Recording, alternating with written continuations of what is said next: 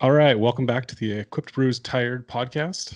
I'm here as always with Bryce Krawchuk, Hello. my co-host and manicured friend. Well, maybe not manicured isn't the right word. Well, I got a haircut. You got a haircut. It looks good. You got a nice haircut. That's all. It's a fresh fade, as the kids might say. Yeah, that is. I think very topical language. I don't know what you're manicured. I have no idea if you're manicured, if you're well manicured or not. I also cut my fingernails recently. Well, there you go. So I wasn't wrong about that. I was not wrong. So I was. You said it's hot there. It's really hot here too. It's terrible. Yeah, it's too much, man. Although it's going to be cold as can be in 2 days. It's going to be like 11 on Monday, I think. So. Selena said this morning before she left, it's supposed to it might snow later. It's supposed to be like 27, but it might snow like overnight. Or some shit. I don't even know, man. Well, maybe she means in a couple of days, but I don't know. I wouldn't be surprised in Calgary. Yeah. Yeah. Living in the mountains, man. How's training going, Ryan? Well, I'm on my first week of a pivot block, and okay. All right. So this last block was short. It was only 5 weeks. That threw me off because I thought it would be my 6th week this week, and I was going to do my bench. My 500 bench. So it was a pivot block, so I did my bench anyway. I was gonna say you took a shot at her, eh?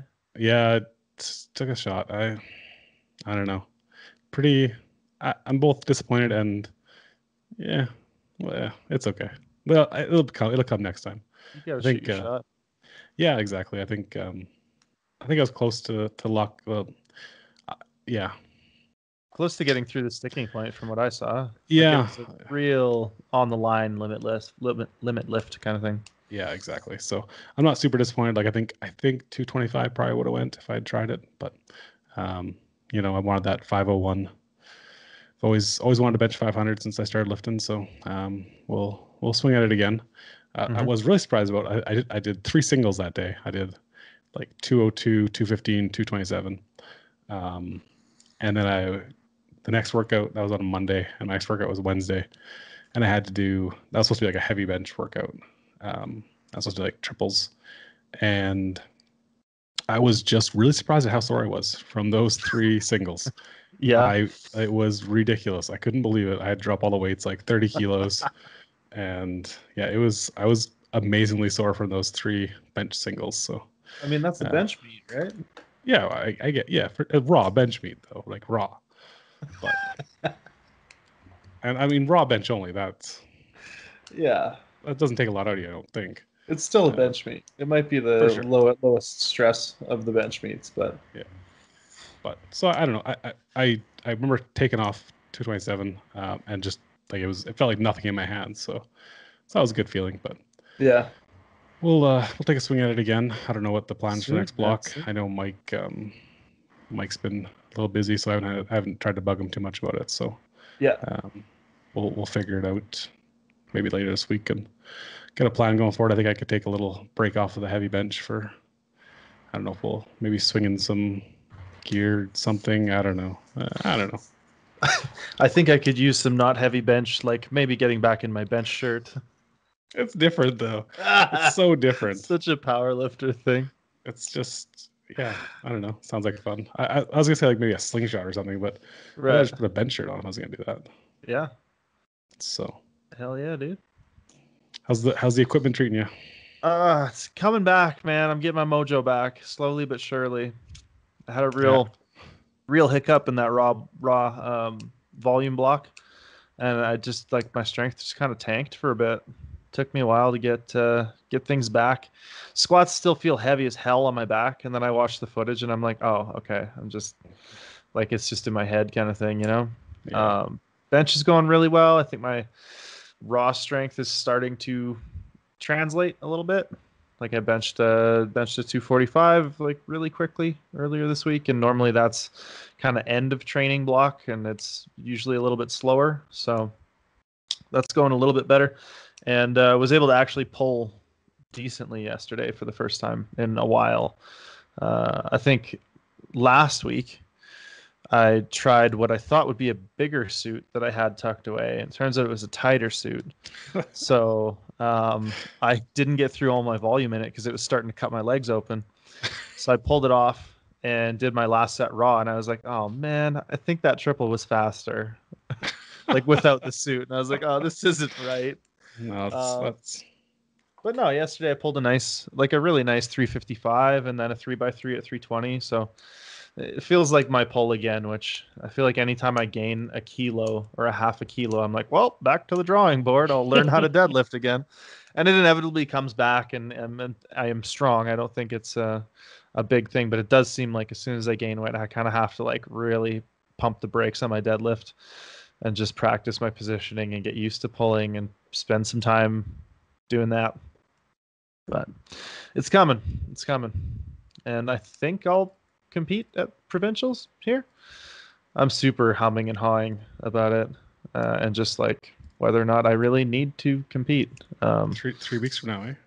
Yeah, yeah. So we'll see. That's I think it is or is past maybe even the deadline to withdraw and get your money back. So I'll probably just do it. But I signed up to try to get my like my motivation and to feel like compelled to train and a little more invested, and it's worked. But I don't know that I'm looking forward to the actual act of competing as much when I think about like, oh, okay, I'm gonna put a mask on, rush in, rush out, no audience. Like it's just going to be a very different, interesting kind of competitive atmosphere, and I don't know if that gives me the same kind of jollies, but Yeah. we'll see how it goes. Speaking of which, you guys are kind of involved with the virtual meet that's getting run there. That's kind of cool. Yeah. So Danny, one of our coaches, and Taylor, one of our other coaches, his girlfriend Anna, Simsy Strength in Ontario, are running the meet together. It's the 2020 Virtual Classic, just at the 2020 Virtual Classic on Instagram. And they're taking submissions. I believe registration is open. And the lifts have to be done within a week of the end of the registration, which I think is end of November here.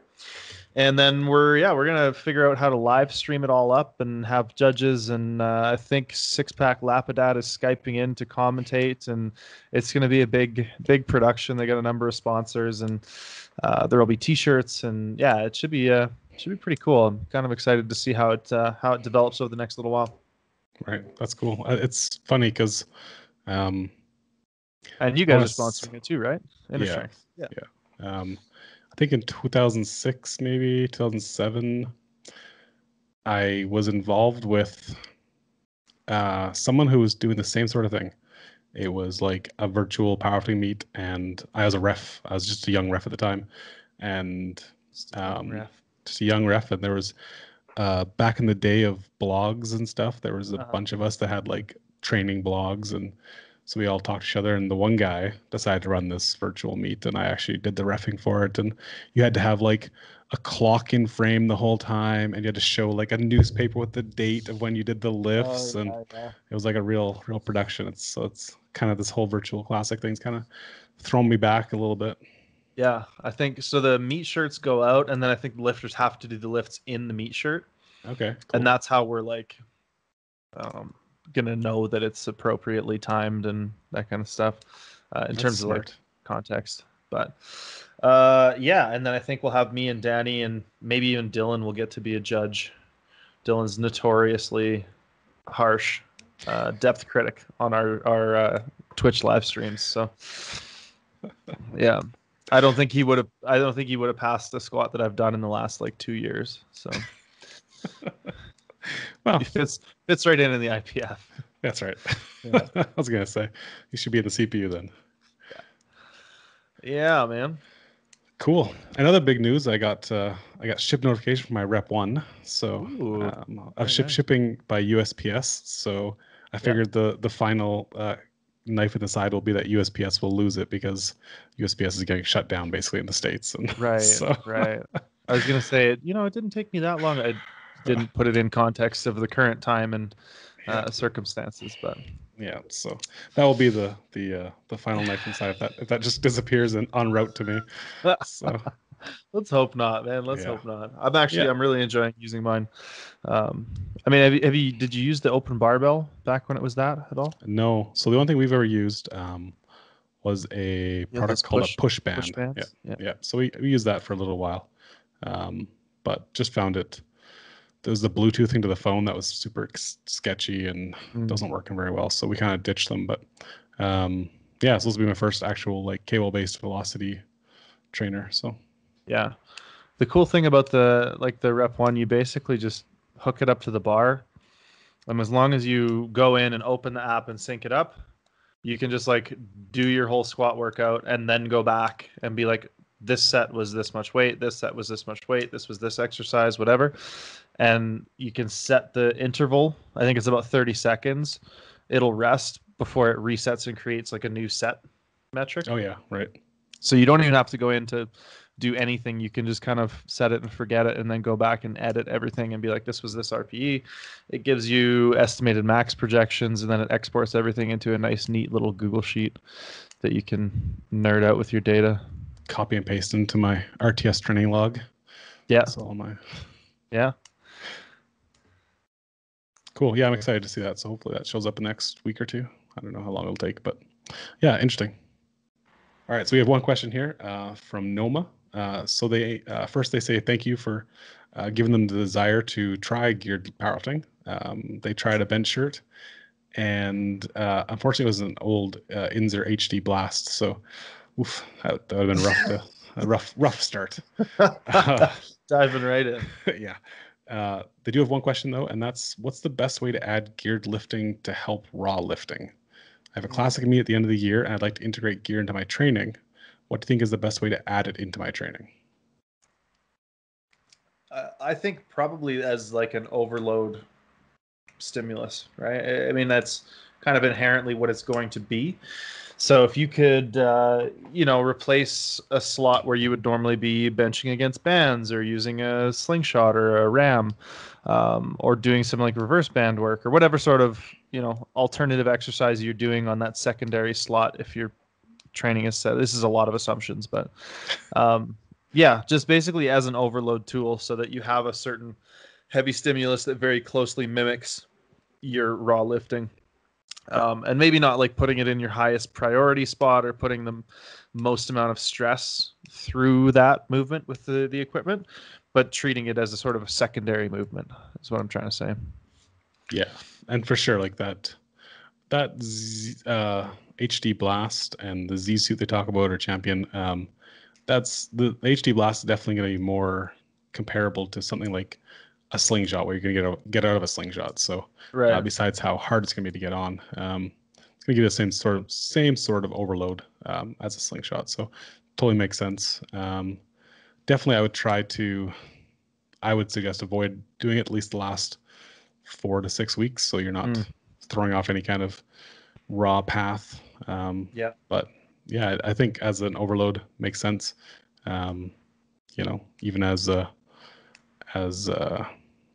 yeah, definitely would not make it your primary movement though.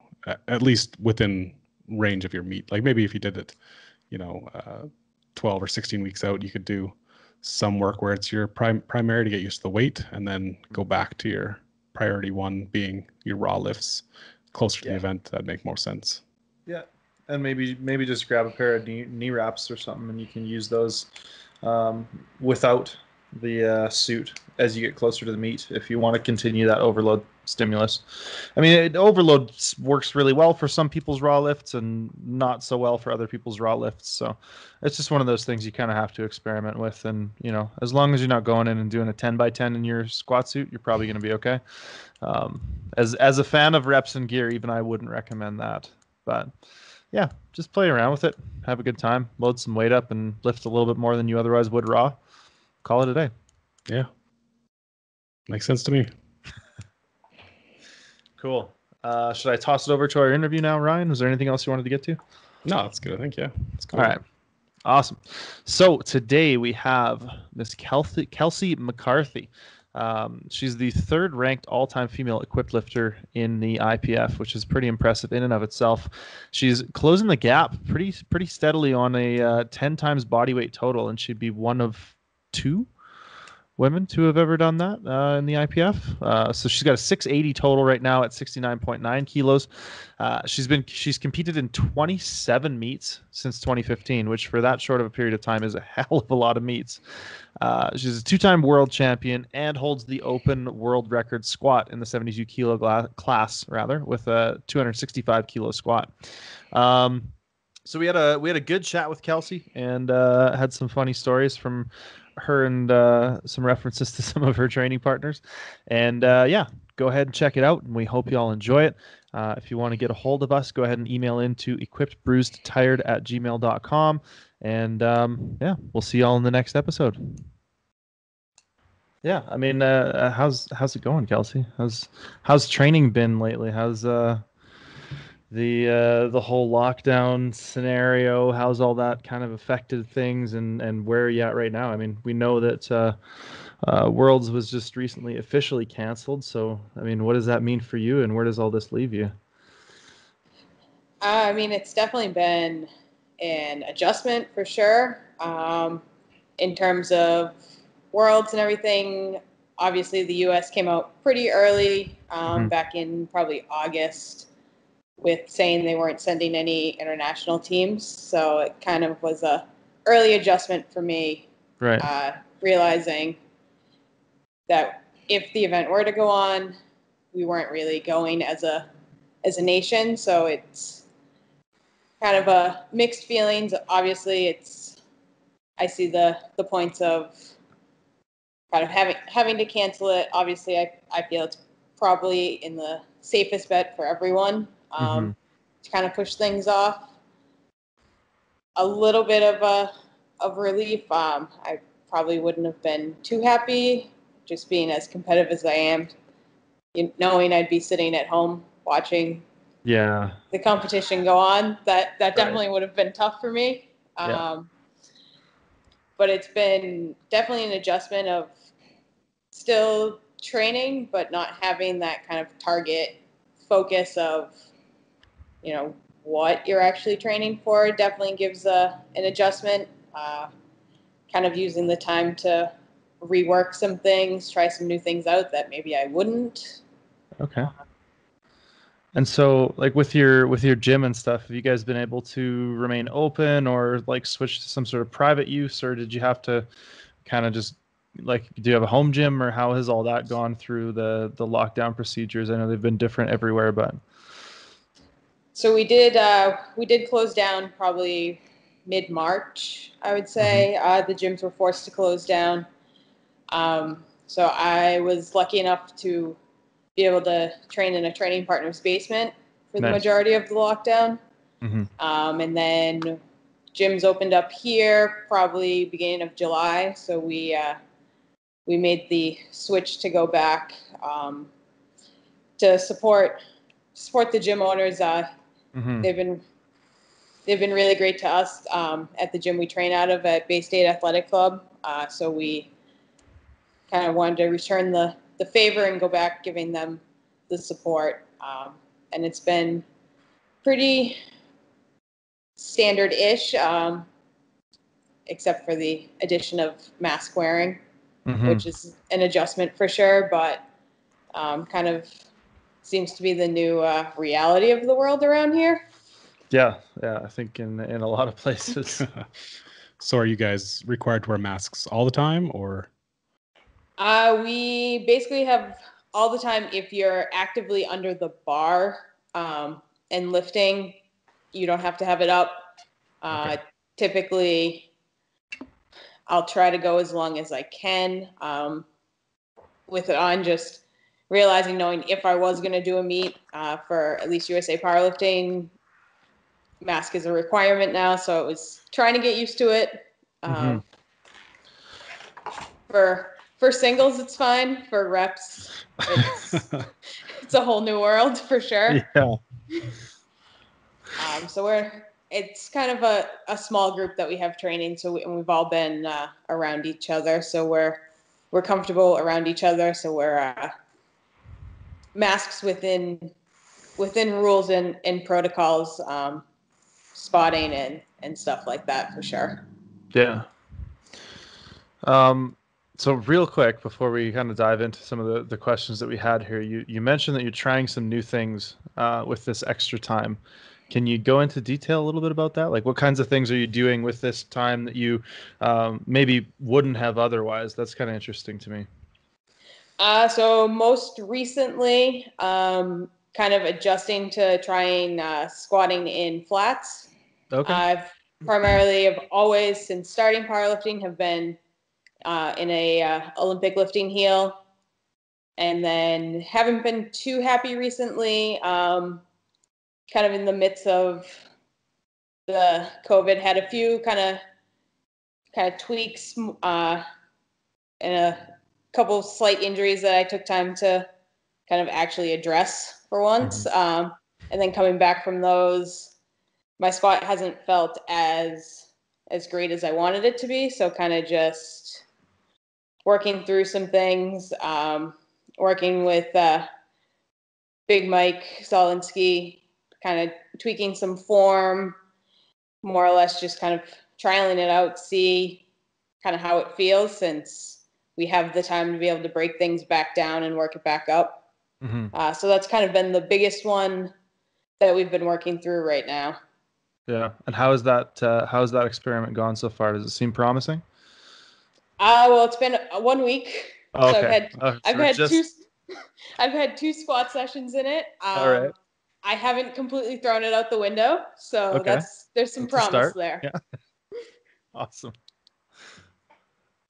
It's good. I know I did that a few years ago, and I figured, you know, if everyone else at the time, like all the big supers were squatting in flats, so I said, oh, let's switch to flats, and I did it for I think 6 or 8 weeks, and my hips were so angry at the end of it. I just had to go back into heels because they're just so sore. I don't know why. I don't know the physiology of that, but my hips did not care for flat shoes. Yeah, it's definitely an adjustment not to go falling backwards. Yeah. Going into and out of the hole for sure.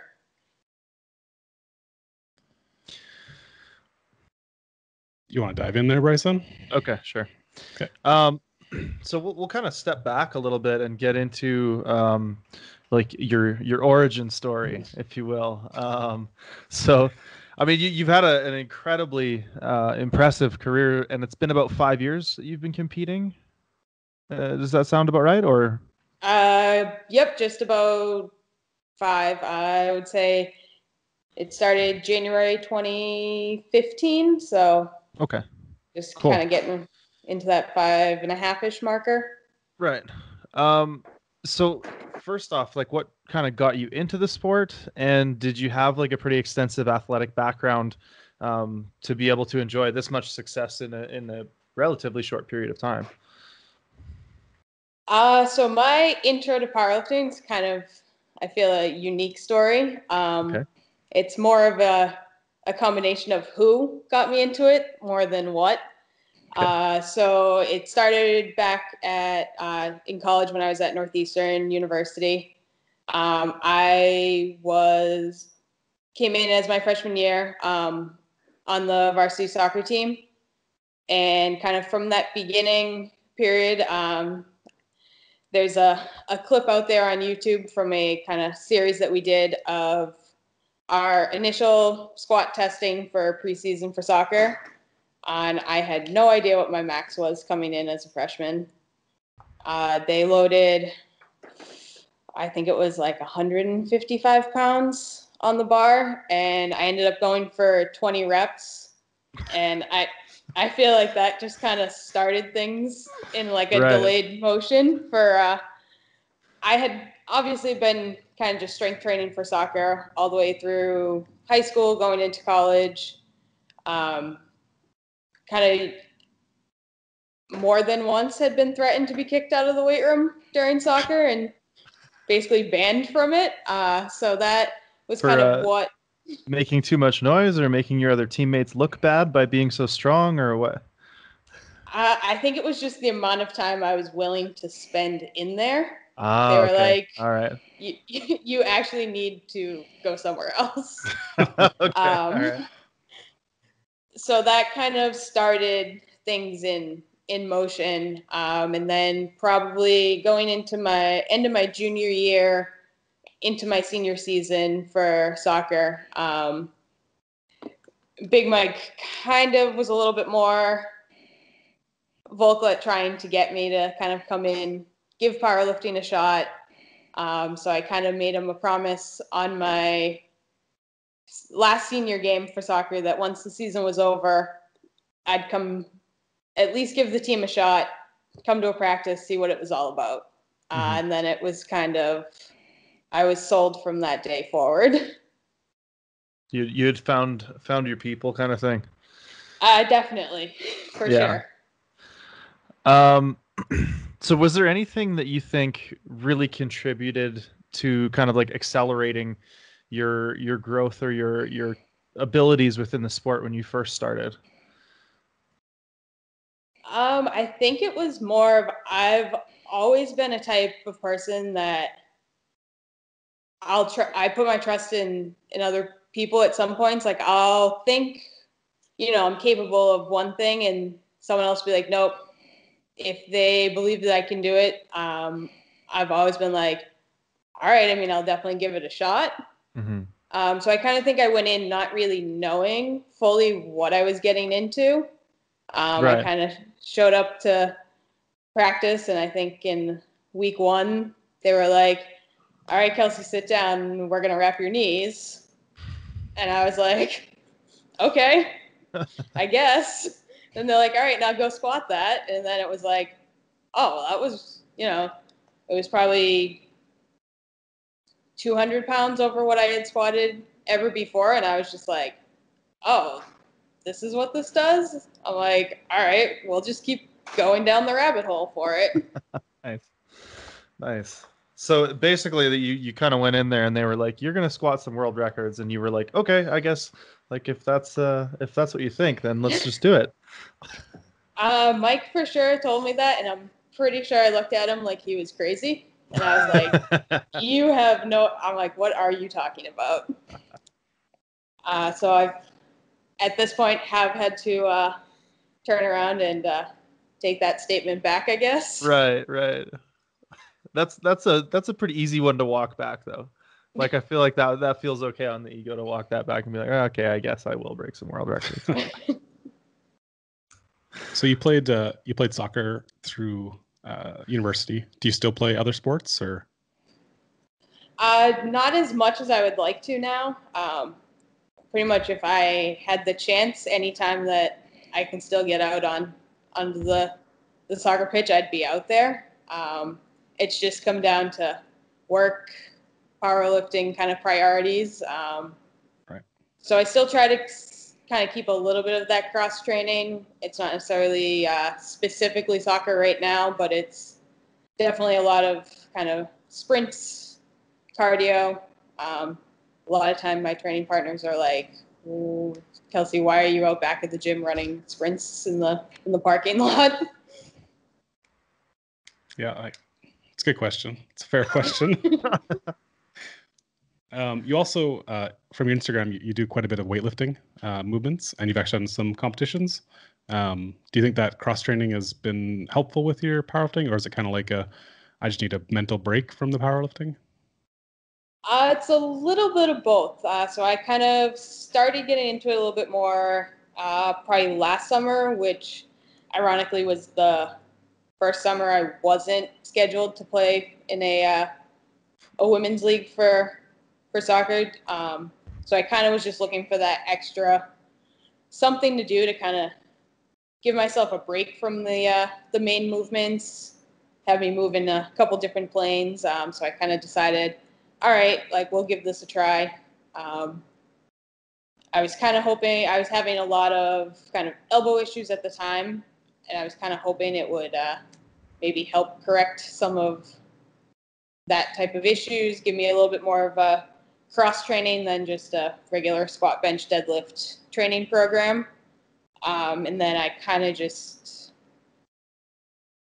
decided it was a nice kind of almost warm up for some workouts, just a nice day to have a more of a cross training. So I've definitely kept it in at least once once a week into my programming. A lot of times it's my kind of gateway to get back into the gym after competition when I'm quote unquote banned from training because I can't be trusted not to touch a barbell. So that's my kind of ticket to be like, all right, well, if I do that, it's not powerlifting. Right. So you mentioned elbow issues. And one thing that I've noticed is that with your squats, you have a fairly wide grip. Does that come down to the same kind of elbows problems, or is that just how you feel comfortable?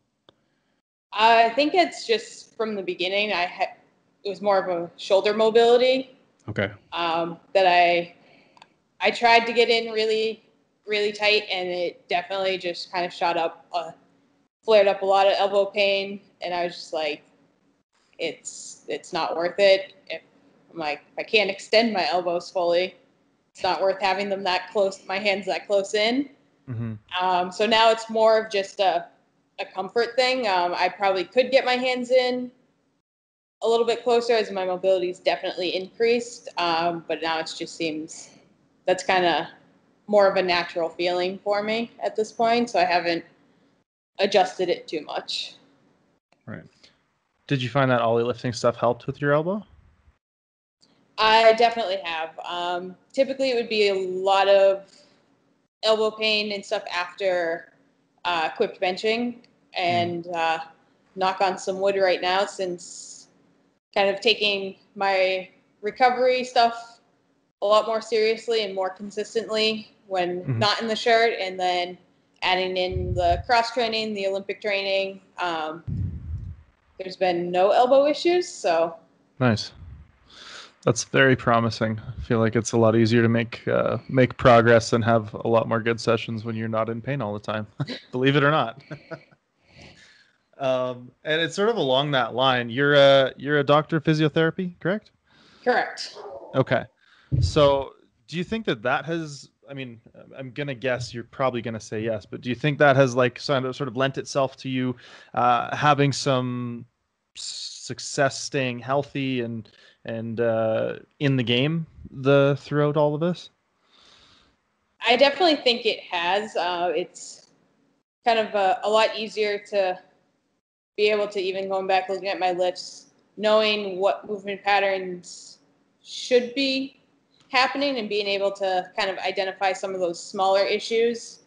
A lot of times I'll joke around with my training partners and with Big Mike and being like, you focus on programming, the big muscle groups. And a lot of times I'll kind of get the assistance work for workouts kind of to self-program, whether it's addressing more kind of the smaller muscle groups, the stabilizers. I'll kind of do a lot of either single arm or single leg focus in my accessory work, just that I find that I've benefited a lot from and got a lot of carryover from that. And kind of more of the non kind of flashy exercises, a lot of the prone T's, prone Y's. Okay. So throughout all of that, when you're sort of practicing, are you treating a lot of athletes, or do you generally work with more of sort of a gen pop, or what's your sort of clientele with that like? I have pretty much a mix across the board. I most recently moved in within the company I work for, into a clinic directly attached to a CrossFit gym. So we have a lot more of a higher level basis, and kind of more of that, a little bit more into what I really enjoy treating. But I still have kind of across the board high school athletes, kind of into that middle age, and even a smaller older adult population. So definitely across the board, but my kind of enjoyment is into that more, definitely into more of the strength-based athlete, and and then just that general athletic population for sure. Mm-hmm. And with that, do you have any secret recovery or rehab tips for us? Is there anything that you find that maybe some go-tos or something like that where I'm assuming that in your own training and with some of your training partners, are there things that you find that you have a lot of success within the equipped lifting world? I would say probably the biggest one would be, especially for equipped benching, is keeping that lower and middle trap activated to keep those scapulas from kind of winging out, causing that early elbow flare. I've had a lot of success in that area. I'll know if I'm getting lazy on addressing that. I start to have more kind of early winging, losing my solid positioning. I've worked with a couple of my training partners on kind of similar things.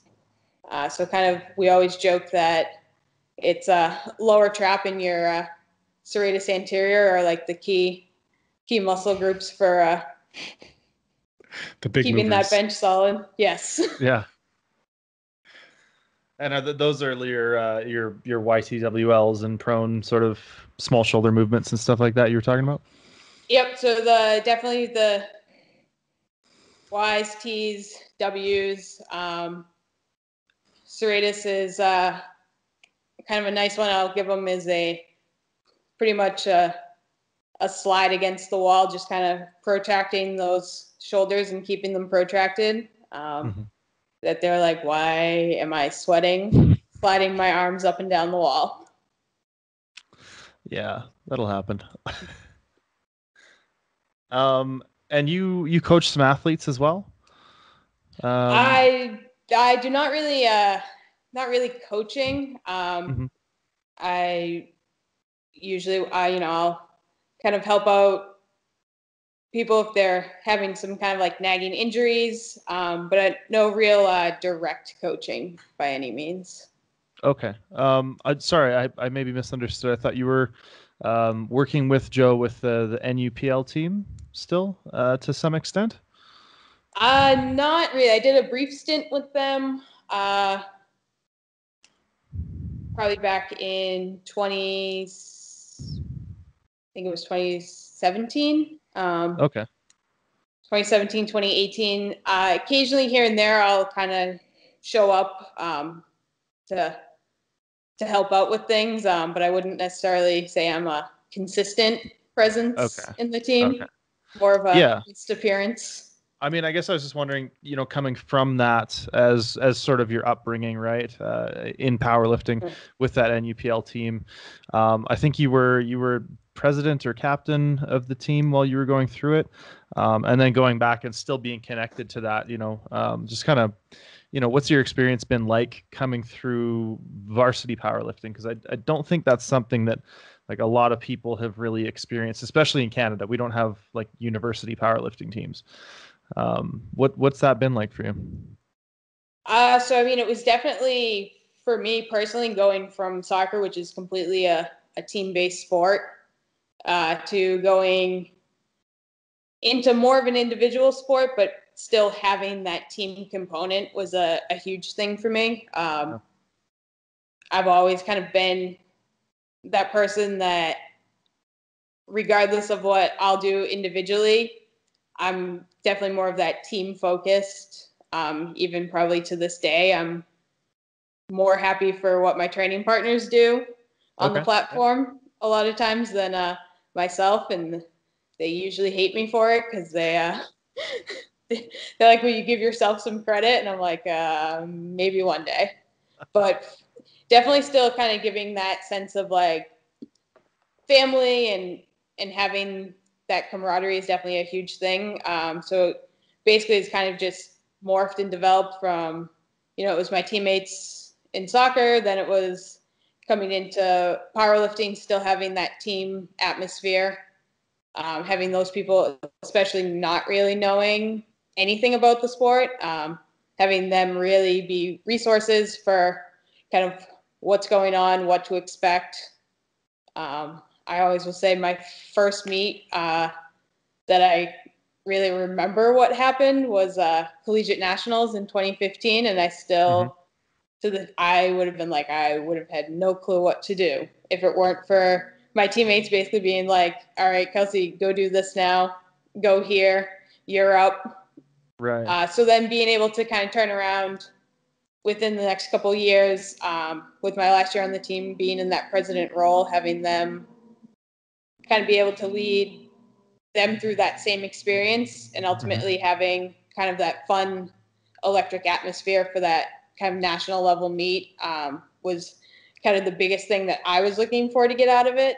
And then kind of after graduating, falling into kind of the training situation that I'm in now with Joe, Monet Bland, Eric Kupperstein, kind of all of them basically creating another family within the gym that I probably spend more time with them than my own family. I think that's not uncommon. Yeah. But it's definitely been a huge thing that for me, I always wonder like what I would have done if I didn't find powerlifting after soccer, and kind of can't come up with what it would have been. That's fair. I think you touched on something that's really, really important, and that's the sort of community aspect of it. And I've always kind of touted that as one of sort of the biggest things that I've personally gotten out of powerlifting and hoped to help contribute to others. But yeah, it sounds like you're a real team player and kind of thrive in that team environment, hey? Yeah, definitely. I mean, to me,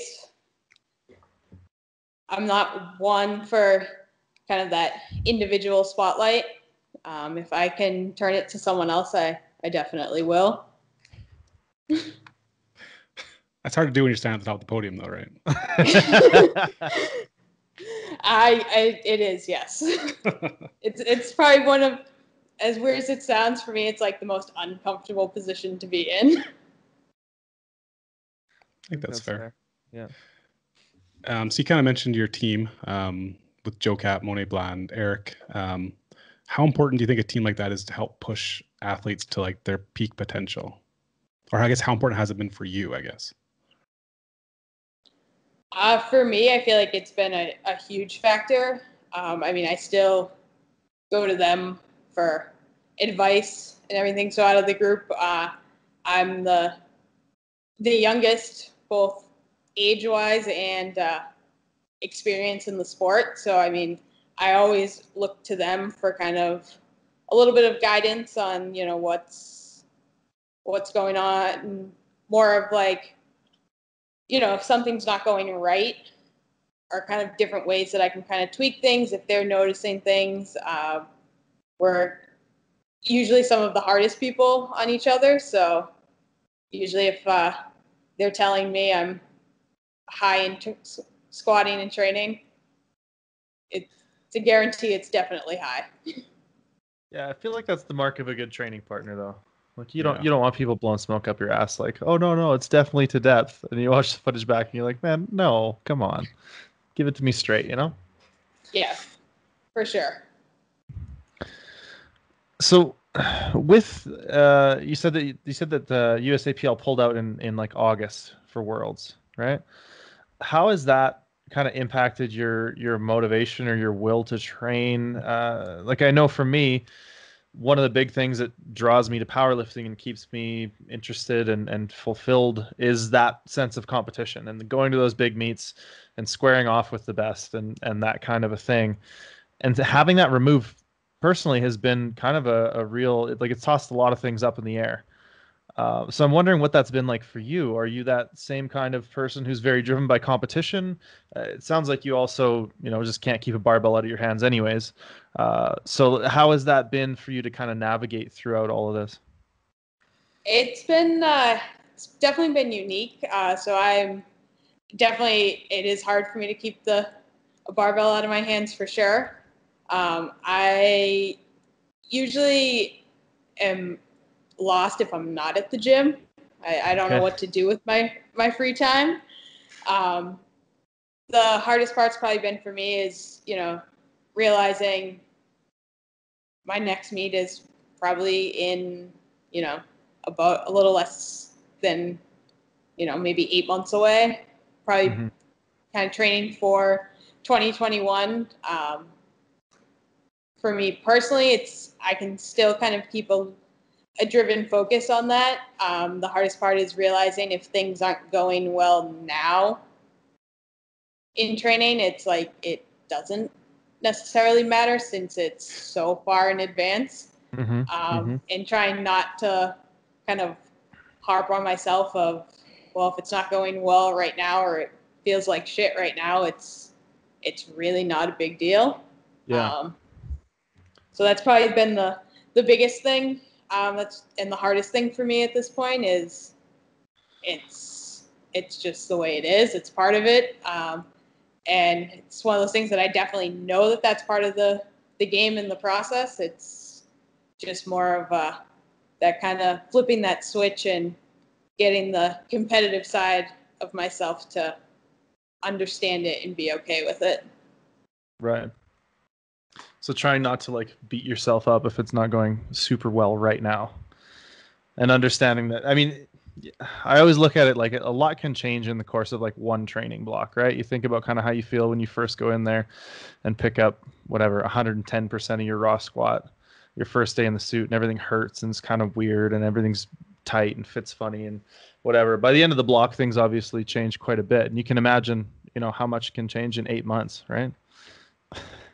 Exactly. Yeah, even for me, it's been somewhat of even just like trialing through different shirts, different suits, and even getting changes just from that. Testing out some kind of older gear I haven't worn yet, some newer gear that previously I couldn't fit into and now can get into it. So that's been a little bit of a change too. So it's definitely that kind of always a revolving door of the ups and downs of it for sure. So you kind of said 8 months you're looking at. Would that be USAPL Nationals or is that kind of Arnold?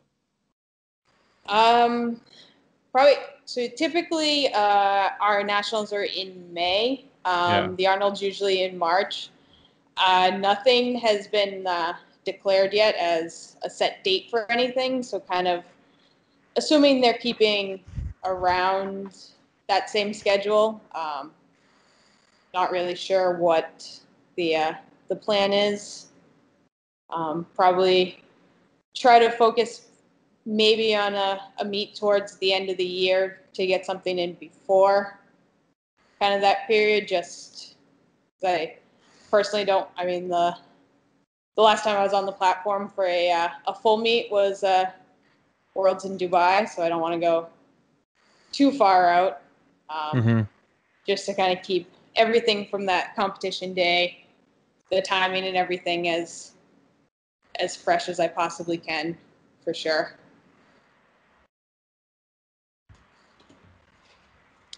So you mentioned that some older stuff that wasn't fitting for gear is now fitting. And that kind of takes to a question of with the rumor or the plan, I don't know if it's actually official that 72 kilos is disappearing.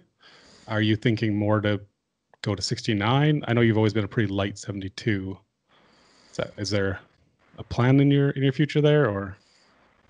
I mean, there's no set plan. I think kind of just I typically have a struggle to weigh in at 70, even for a 72. So I feel the more natural kind of position for me would be more of that 69 weight class. Nothing's been eliminated yet, but kind of since I typically trend down to that lower and usually weigh around on meet day, just anywhere between 69 and 70 anyways. It wouldn't be that big of a difference for me. Right. So that would probably be the loose term plan for sure. Do you generally walk around at that weight, or like are you like force feeding yourself to stay up to weight? Like, is Joe giving you eating plans, or? He tries to. So probably typically my heaviest weigh-ins are when I travel with Joe. Otherwise, I walk around rough. Right now, I'm walking around right around 69 to mid 69, without really having to either force feed myself or starve myself to stay there. So it's more of just that kind of natural place that I end up sitting. Right. That's a nice place to be if you can compete right there. Like if they made a 117 weight class, I'd be, you know. I'm just waiting for the 140s. That's what I'm waiting for. Cool. So I think we'll take this into our next segment we call Gearhead. And basically, we're just going to ask you a bunch of questions about your equipment. And you can maybe throw some of the stuff in that you're trying out and tell us a little bit about some of that older stuff that you were talking about, or some of the different cuts or whatever that you're trying out. Because we like to kind of get into the weeds on some of that kind of stuff. But with your usual competition gear, what are you wearing? And is it stock or custom? So probably for the last 2 years, I've been kind of switching back into kind of a full Titan lineup.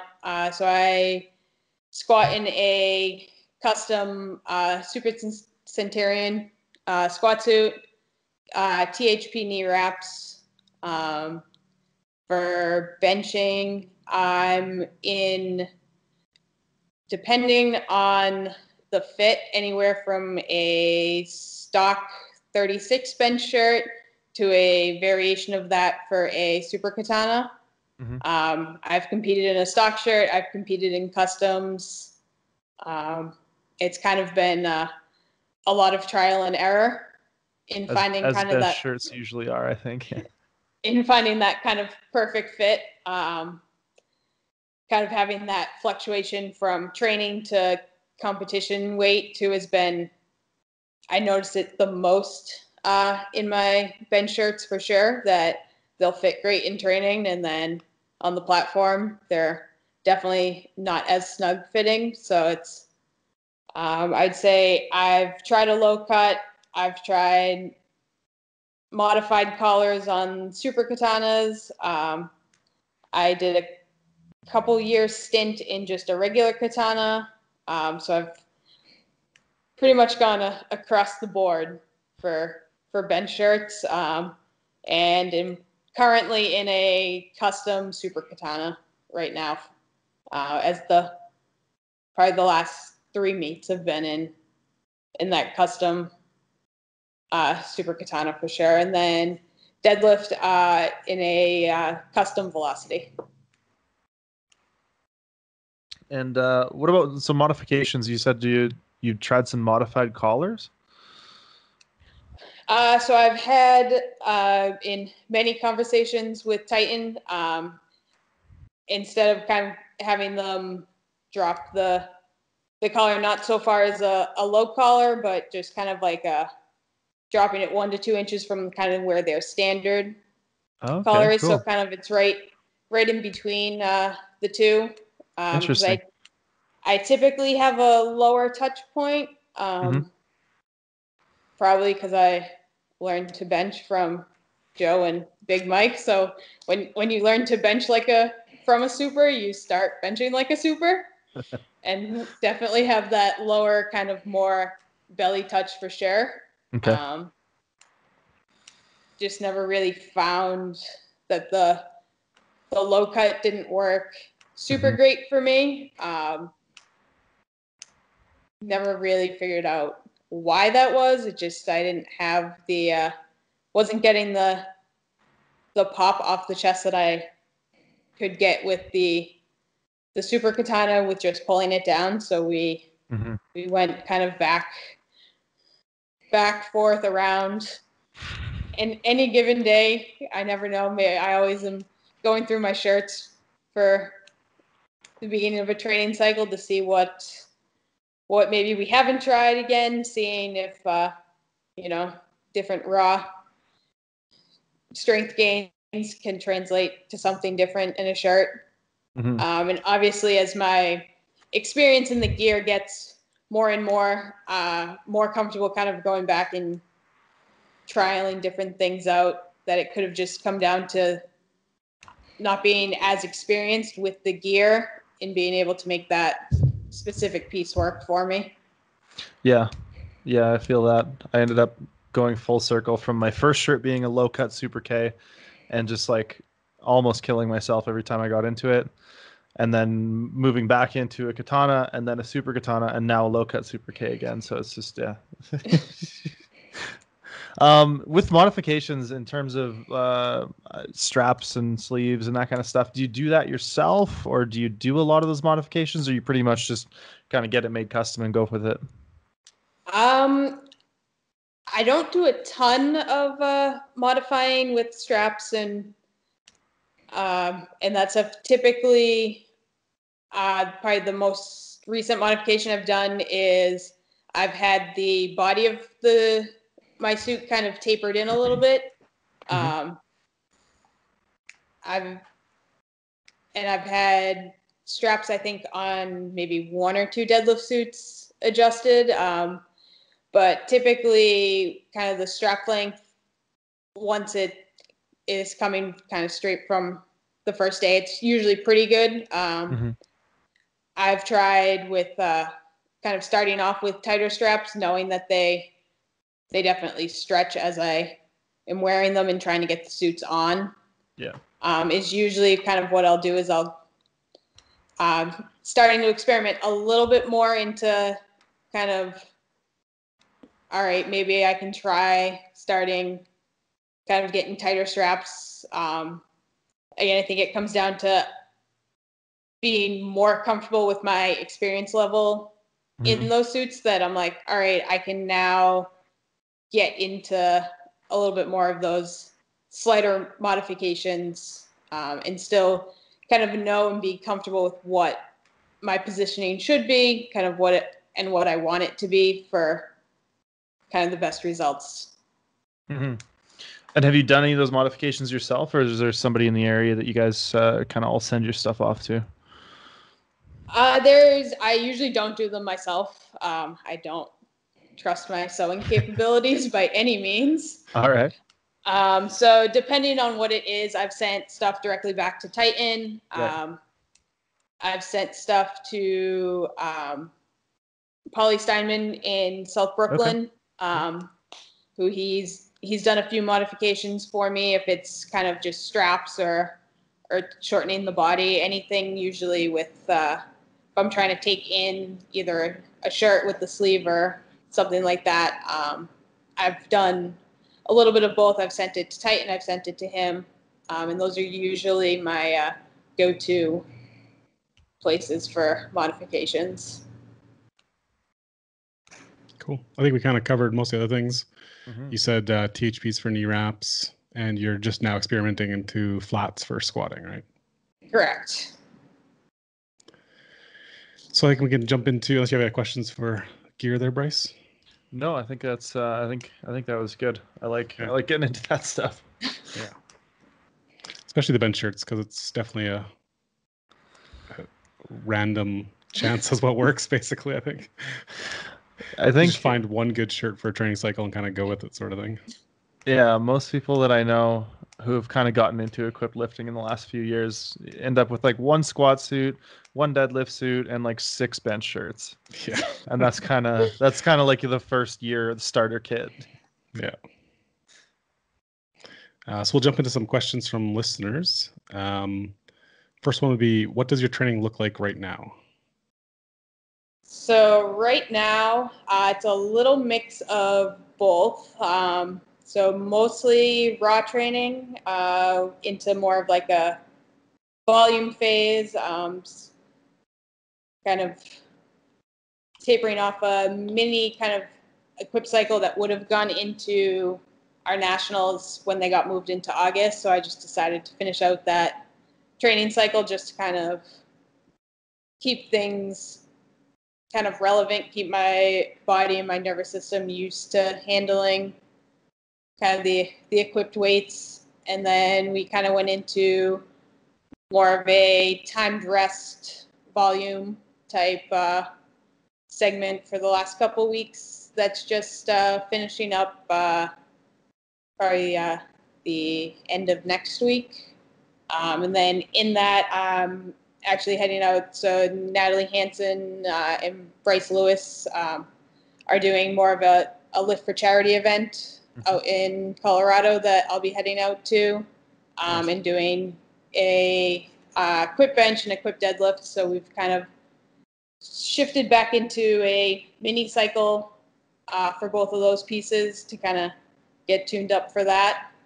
And then not really sure what Big Mike has in store for that phase.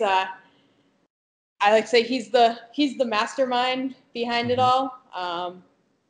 Usually it will depend on kind of obviously how far, if it's a kind of a meet prep, how far out we are and what we're doing. Right now it's just kind of trying to get a little bit of different kind of variance into training from some stuff that I haven't done before, and just kind of seeing how everything reacts to those different pieces. Typically I react pretty well to a volume program as kind of that base starting. So I have a feeling we might be getting into some volume stuff in the near future. So you mentioned that you had been training up to USAPL Nationals that were supposed to happen in August. How was training going for that? Was everything looking good? Were you going to see some PRs? Towards the end, it wasn't as good as I wanted it to be. I was coming off of a kind of tweak that I did to my back, so it was more of I kind of knew going into Nationals, if they were going to happen in August, obviously the plan was still to be ready for when Worlds come November. So I kind of was just, the plan for me was to kind of go in, do what I needed to do for making sure I qualified for the team, and then try to put together kind of that bigger meet performance for Nationals, instead of having to try to have two big PR performances kind of within 3 months of each other. Right. Yeah. We got a question. This one's a little nuanced, but we're supposed to ask you about your coach's baby elephant training method. So it's we call it the baby hippo. Baby hippo, okay. So it kind of came about just probably when I was training back for the Arnold in 2018.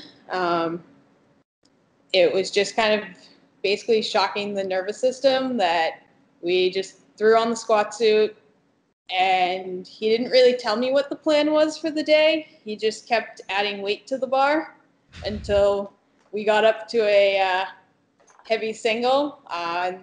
It kind of came about that it was definitely probably one of the shittiest looking squats I've put on in training. So the reference was that he basically told me the entire squat workout looked like a baby hippo getting eaten by an alligator. So from there, we've kind of just transformed it that typically it's like, in essence, first day back, just pretty much maxing out without failing. Right. Just getting used to something heavy right away. Yeah, pretty much just kind of getting probably sometimes the heaviest I've ever held. Mm-hmm. And basically just shocking the shit out of my nervous system that anything else we throw at it during that training cycle usually feels light. So it's kind of a unique method to training, I was going to guess. say, that's a unique approach. Yeah, it sounds terrible. It sounds terrifying. I feel like I would probably not sleep the night before knowing if I was going to do that. I'd have a hard time like mentally preparing for that session. That's the other part. Usually the the day of, he'll send me a text that morning and be like, "Bring your squat suit. You're getting baby hippoed." So there's no real kind of time to prep for it. It's I feel like more that's of the way. like, Yeah. Yeah, that's That's the the way you right got way to do it. Yeah. Yeah. Yeah. I wouldn't want to be up all night thinking about it. So you've competed a few times raw, but one of our listeners wanted to know if you ever thought about competing raw, which obviously you have. But I guess, have you ever thought about pushing your raw more? So I have and I haven't. I think part of it is just coming into that kind of equipped setting that's always been kind of where I started powerlifting. I feel like that's just kind of what I enjoy the most. And without actually disclaiming what my raw bench is, I've vowed that I would not actually compete competitively raw until I get that to be a little bit more socially acceptable, will we say? I feel that one on a very deep level. All right, I left this one for you, Bryce. So. Okay. All right. I'm gonna do my best because this is part of the instructions we were given to butcher a Boston accent here and ask you least favorite training partner? Question mark.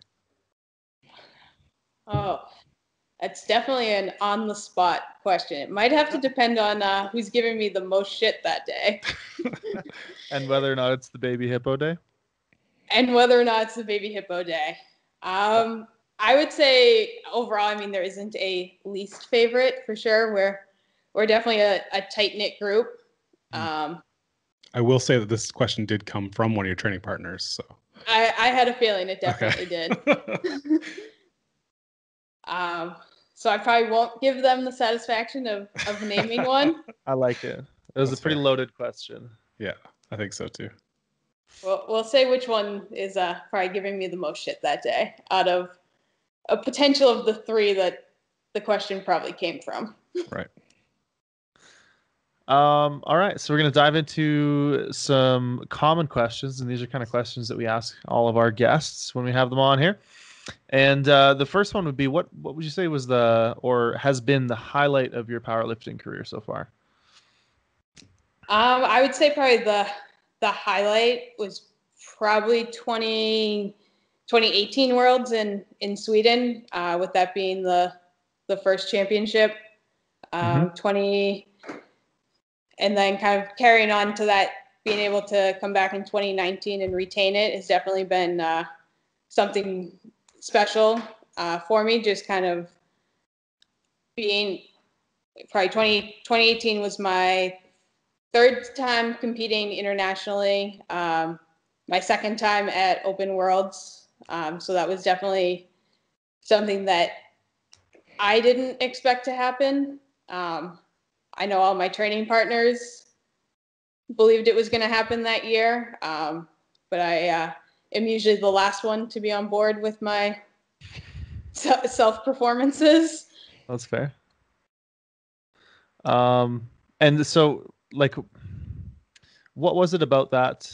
I guess probably because it was the first one, right? That was kind of what you said. But how was your experience in Sweden? Like, was that a big part of it, being kind of there? It was definitely a big part. I've been fortunate enough to have every year at least 3 of my training partners on the national team with me. So it's definitely like a big group of us that are there competing. So we always have that big support system just kind of within ourselves. And then also the U.S. team usually combined is very supportive of each other at pretty much if we have a U.S. lifter competing, there's a big majority of us in the crowd. So that was definitely something unique. I think in 2017, it was, with that being my first kind of open world championship, I had no idea what to expect. Right. And that kind of was just like more of just being there and competing was kind of the biggest thing for me. And then kind of that next year was like, all right, like I kind of have a sense of what it's like, kind of knowing what's going on, kind of that, that international platform experience. And then just kind of being able to really be able to kind of demonstrate like what I was capable of, and kind of that kind of a little bit having a different mindset of still being able to enjoy the experience, but kind of having a little bit more of a set on kind of the podium and that finishing place, and kind of knowing that it was definitely attainable, and then being able to kind of put it all together to get the result. And then to counterpoint that, what would you say would be the lowest point of your lifting career, and what have you learned from it? I mean, typically for me, which by no means I can call it a low point with the result of the meet, but I usually set extremely high standards for myself when I compete. And I will say my total from Dubai in 2019 was nowhere near what I had kind of set out for myself to achieve. I usually, for me, the biggest thing going one for three on squats with the call being overturned by the jury into a good lift was definitely something that didn't sit well with me. And knowing that I'm ultimately in control of that and have the means to correct it has definitely been a big driving force for my kind of performances after that. So I usually will take kind of those missed lifts, whether it's something technical like on depth, or if it's more of like a lockout issue, positional issue for deadlift, kind of taking those missed attempts and being able to turn them around into things that I focus on in training. And then for myself, it's definitely things that I want to make sure they don't happen again, or as infrequent as possible.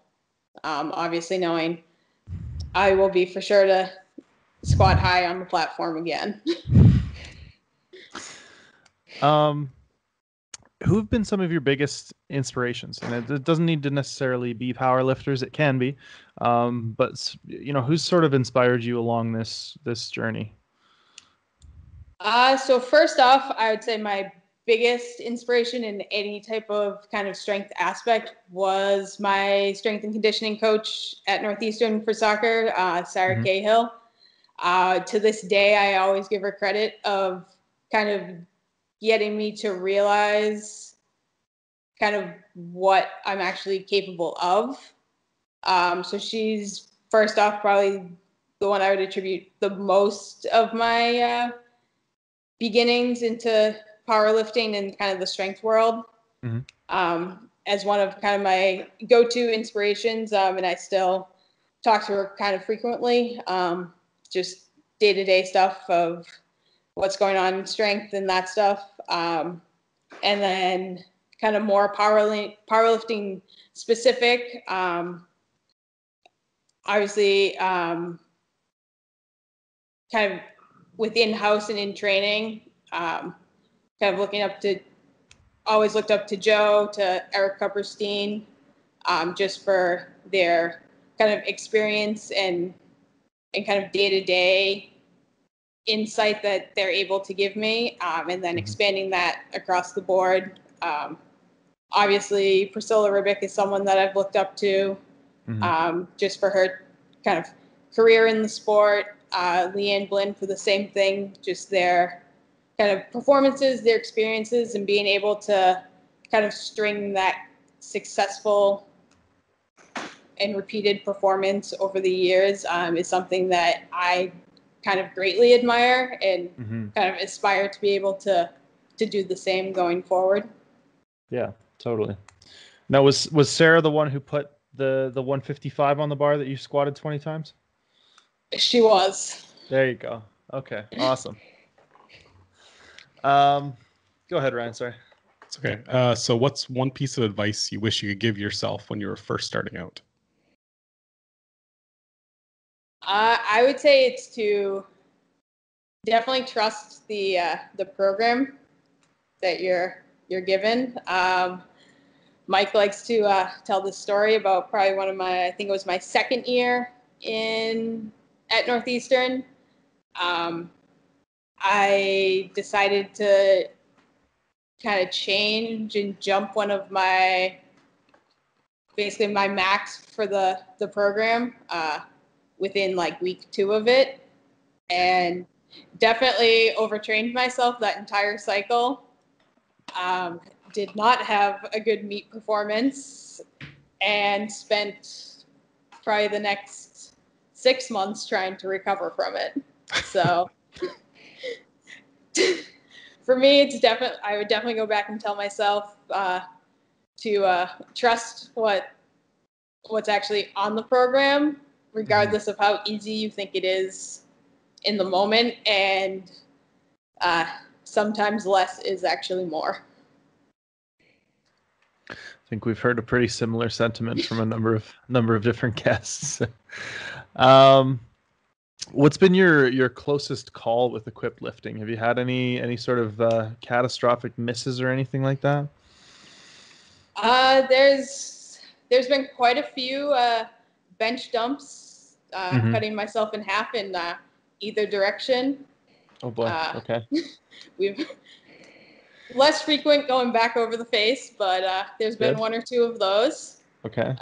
I've learned almost the hard way to put the bench safeties on every time you're training. Good strategy.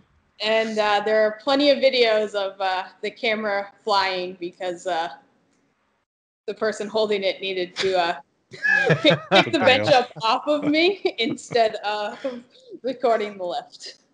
Fair enough. So those are probably the most catastrophic, besides repeated half locked-out deadlifts. Yeah. Yeah, I feel that one too. I think we've all had a few of those. Do you have one raw lifter you'd love to see go equipped? That's definitely a tough one. I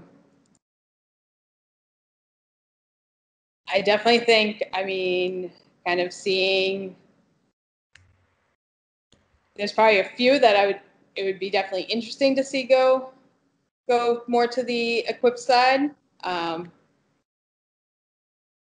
would say a solely raw lifter. I would like to see kind of Ray Williams in equipment and see what that would do, kind of for the super heavyweights. Sorry, Ryan.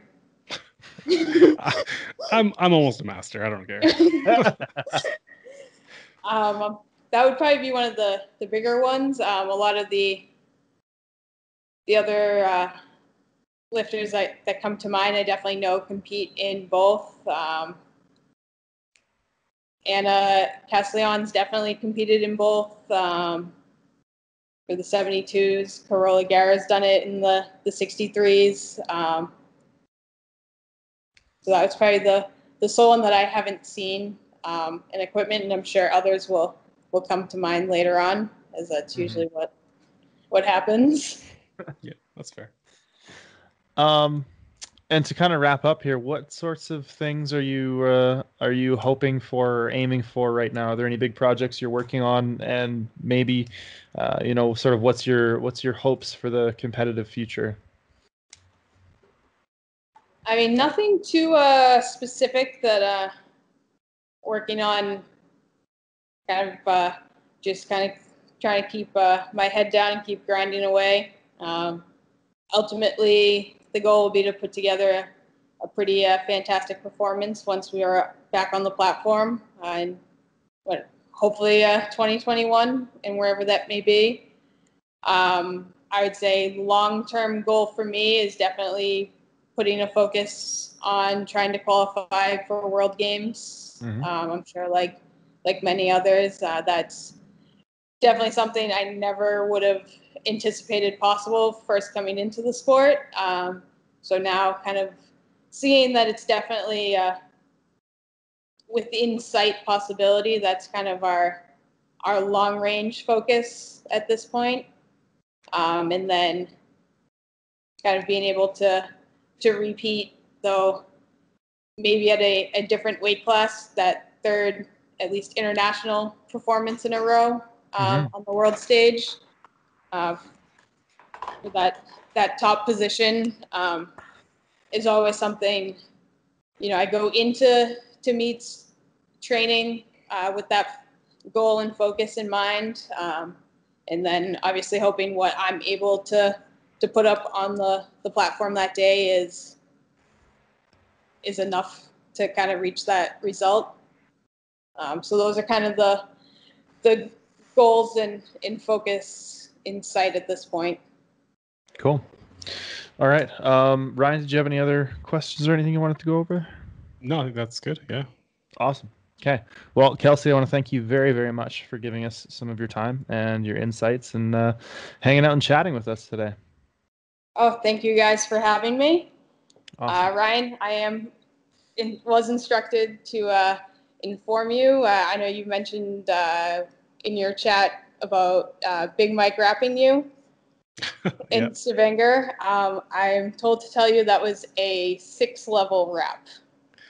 Yeah, I think he's told me that before too, so it's okay. What does that mean? Well, 6 out of 10. Oh, okay. So like a 60% kind of. Oh, wow. Okay. I thought it was like there's first level and there's second level, and he went all the way to the 6th level for you, but it was only a 6 out of 10. Okay. Yeah, I'm sure that's what he means. I'm sure he's calling me a baby. And I don't know, because he was sweating pretty hard, but that may not be a good indicator either. So I'm not sure. It does depend on how much sweat was in the rap, or that's true. I was in too much pain to notice, I think. So that is fair. Yeah. All right. Awesome. Well, yeah. Thanks again, and hopefully training goes really well and all the changes you're making work out, and we'll see you back on the platform soon. All right. Thank you guys. Thanks for having me. Awesome. Thanks, Kelsey.